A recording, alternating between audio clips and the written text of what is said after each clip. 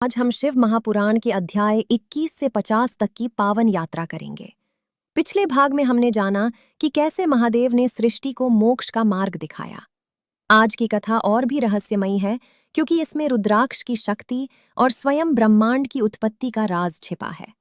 अंत तक जुड़े रहें। हर हर महादेव। अध्याय 21 से 25। रुद्राक्ष, भस्म और पार्थिव पूजन की पूर्णता। रुद्राक्ष की उत्पत्ति।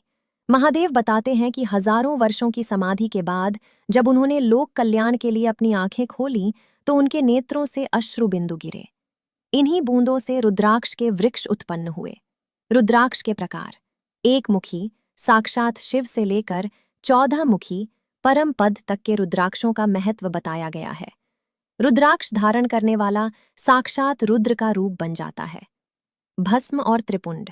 शरीर पर भस्म लगाने और मस्तक पर 3 रेखाओं वाला त्रिपुंड बनाने की विधि और लाभ बताए गए हैं। ये मनुष्य के अहंकार को जलाकर उसे शिवमय बनाता है। पार्थिव पूजन समापन। मिट्टी के शिवलिंग की पूजा की महिमा को विस्तार देते हुए बताया गया कि ये कलयुग का सबसे सुलभ और शक्तिशाली उपाय है। अध्याय 26 से 30। रुद्र संहिता। नारद, मोह और माया। नारद जी का गर्व। देवर्षि नारद को अभिमान हो गया कि उन्होंने कामदेव को जीत लिया है। उनके इस गर्व को नष्ट करने के लिए भगवान विष्णु ने अपनी माया से एक सुंदर नगर और राजकुमारी विश्व मोहिनी की रचना की। नारद जी को श्राप। मोह में पड़कर नारद जी ने विष्णु जी से उनका रूप मांगा, पर विष्णु जी ने उन्हें वानर का मुख दे दिया। अपमानित होकर नारद ने विष्णु जी को श्राप दिया कि उन्हें भी मनुष्य जन्म लेकर पत्नी के वियोग में तड़पना होगा और वानर ही उनकी सहायता करेंगे। यही रामायण का आधार बना। अध्याय 31 से 35। सृष्टि का रहस्य और त्रिदेवों का जन्म। परम तत्व। जब न आकाश था, न पृथ्वी, न प्रकाश, तब केवल सदाशिव और शक्ति थे। विष्णु जी का प्राकट्य। सदाशिव ने अपनी शक्ति से अमृत की वर्षा की, जिससे एक दिव्य पुरुष प्रकट हुआ। जल में निवास करने के कारण उनका नाम नारायण विष्णु पड़ा। ब्रह्मा जी की उत्पत्ति।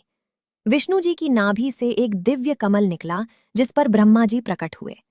ब्रह्मा जी ने बहुत समय तक अपने जन्म का स्रोत खोजा, पर असफल रहे। अध्याय 36 से 40। ब्रह्मा विष्णु युद्ध और शिवलिंग का प्राकट्य। युद्ध और ज्योतिर्लिंग। ब्रह्मा और विष्णु में सर्वश्रेष्ठ होने का युद्ध छिड़ा। तब उनके बीच एक अनंत प्रकाश स्तंभ ज्योतिर्लिंग प्रकट हुआ। ब्रह्मा जी हंस बनकर ऊपर और विष्णु जी वराह बनकर नीचे छोड़ खोजने गए, पर कोई सफल नहीं हुआ। ब्रह्मा जी का झूठ। ब्रह्मा जी ने केतकी के फूल के साथ मिलकर झूठ बोला कि उन्होंने अंत पा लिया है। तब महादेव प्रकट हुए। उन्होंने ब्रह्मा जी का एक सिर काट दिया, बाद में माफ किया और केतकी को पूजा से वर्जित कर दिया। अध्याय 41 से 45। पंचतत्व और सृष्टि निर्माण। सृष्टि की रचना। महादेव की आज्ञा से ब्रह्मा जी ने पंचतत्वों पृथ्वी, जल, अग्नि, वायु, आकाश और मन, बुद्धि, अहंकार की रचना की। ऋषियों का जन्म।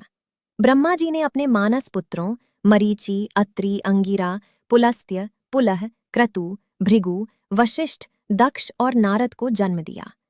रुद्र का अवतार। जब ब्रह्मा जी की मानसिक सृष्टि आगे नहीं बढ़ी, तब महादेव ने अपने अंश से नील लोहित रुद्र को प्रकट किया, जो सृष्टि के विनाश और संतुलन के स्वामी बने। अध्याय 46 से 50। शिव शक्ति मिलन की भूमिका और दक्ष प्रजापति अर्धनारीश्वर स्वरूप। ब्रह्मा जी ने सृष्टि के विस्तार मैथुनी सृष्टि के लिए शिव से प्रार्थना की। तब महादेव ने अर्धनारीश्वर रूप धारण कर शक्ति को अलग किया, ताकि नारी शक्ति से वंश वृद्धि हो सके। दक्ष का अहंकार। ब्रह्मा के पुत्र दक्ष को प्रजापतियों का पति बनाया गया। यहाँ से दक्ष के अहंकार और सती के अवतार की नींव पड़ती है। शिव तत्व का सार। इन अध्यायों का अंत इस ज्ञान के साथ होता है कि शिव ही करता है, वही कर्म है और वही फल है। जो उनके इस अजन्मे स्वरूप को जान लेता है, उसे पुनर्जन्म से मुक्ति मिल जाती है।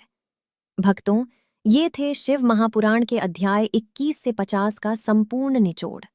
अगले भाग में हम मां सती के जन्म, उनके कठोर तप और महादेव के साथ उनके अलौकिक विवाह की कथा सुनेंगे। अगर आप शिव के भक्त हैं तो इस वीडियो को लाइक करें और सब्सक्राइब करना ना भूलें। महादेव आपकी झोली खुशियों से भर दें। हर हर महादेव।